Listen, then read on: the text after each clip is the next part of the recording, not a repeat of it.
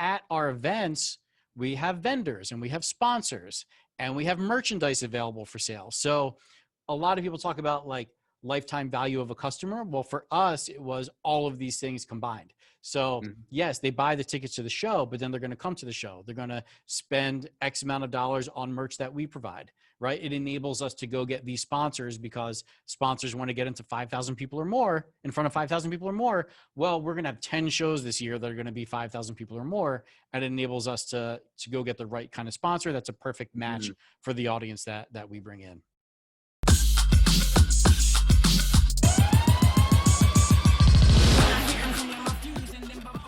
Audience building and community building was a through line throughout the entire summit.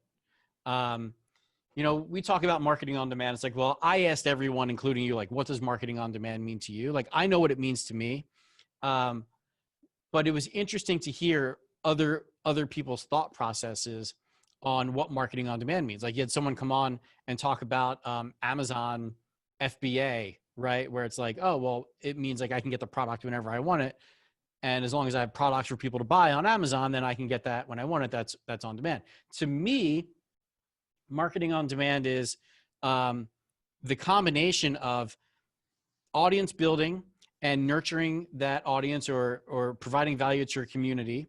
And then having an offer at some time and then using direct response marketing strategies to make the offer to the audience that you've already built instead of going cold, right? Instead of like going to cold traffic or people that don't know who you are or what service you have and trying to use direct response on them, which is going to be a lot of trial and error and you're going to be spinning your wheels a lot. Instead, if you focus on building a community and building an audience, and then eventually when you have the right thing for that audience, that's a match and just use the right kind of direct response stuff, like have, you know, like your offer expires at a certain time and the first couple people that buy, they get to do a special Zoom call with you. Like they get access or something like that.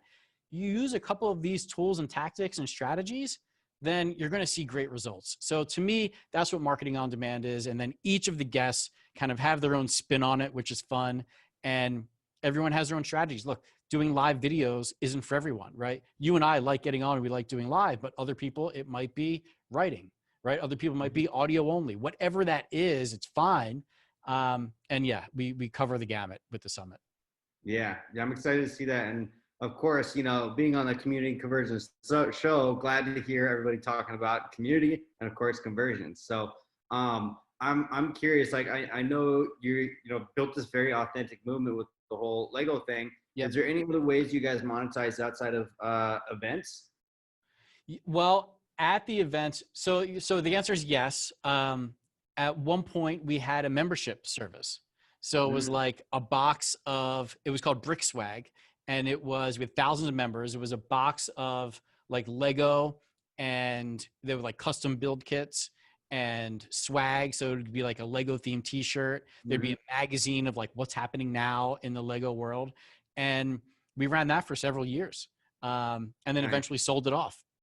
Oh, very cool. So that was another way to like monetize our community. Then the other thing is, you know, we have these events. Well, at our events, we have vendors and we have sponsors and we have merchandise available for sale. So a lot of people talk about like lifetime value of a customer. Well, for us, it was all of these things combined. So yes, they buy the tickets to the show, but then they're going to come to the show. They're going to spend X amount of dollars on merch that we provide, right? It enables us to go get these sponsors because sponsors want to get into 5,000 people or more, in front of 5,000 people or more. Well, we're going to have 10 shows this year that are going to be 5,000 people or more. And it enables us to go get the right kind of sponsor. That's a perfect match for the audience that we bring in. That's awesome. That's very cool. So I know, you know, the B2B of selling sponsorships is very different from, you know, selling the subscription box.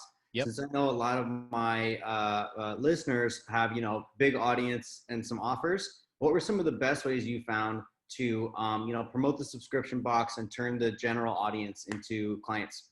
Dude, the subscription box launch, I would, like, if you could employ something like this in your business, even if it's not a box, just a product, this is the way we did it. We went to our most passionate attendees of our shows Mm-hmm. And we had a conversation and said, we're thinking about doing this subscription box. What do you guys think about it? And they were like, yeah, we think that's great. Like, okay, cool. Can I send you a box for free and will you do a review on it on YouTube? Mm-hmm. And they're like, yeah, absolutely. So we sent like 20 or 30 of these boxes out. They did the reviews on YouTube. And then we did a sizzle reel based on all their reviews. And then we used that in our advertising. And then immediately it's like you have testimonials like right out of the gate. And, you know, as long as you put your sizzle reel together where it's engaging and it's fast moving and there's fun music, we use that for lead gen.